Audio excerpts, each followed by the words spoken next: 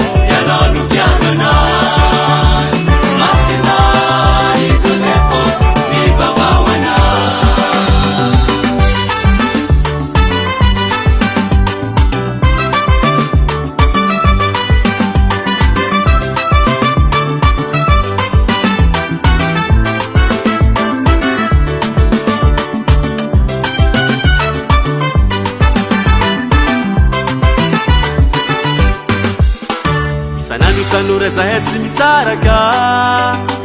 olompo ny tompo sy mianatra fiainanay miaraka amin'ny Kristy sambatry zahay tory vaovao mafaly amiresana kony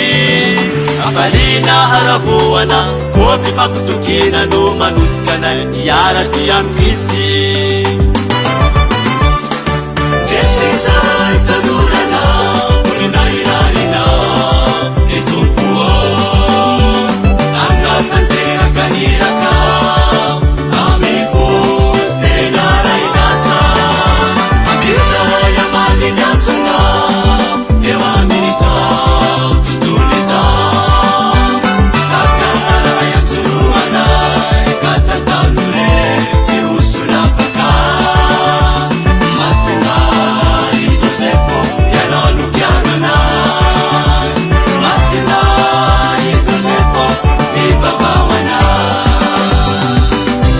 Mettez la parole en pratique,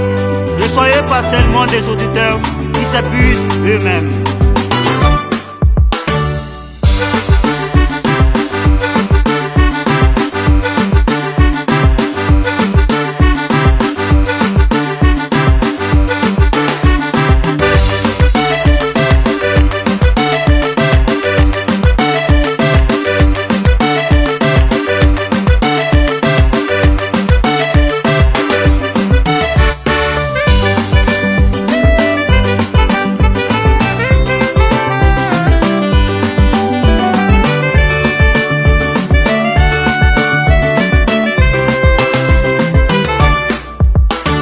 Naira yamandre ni karakara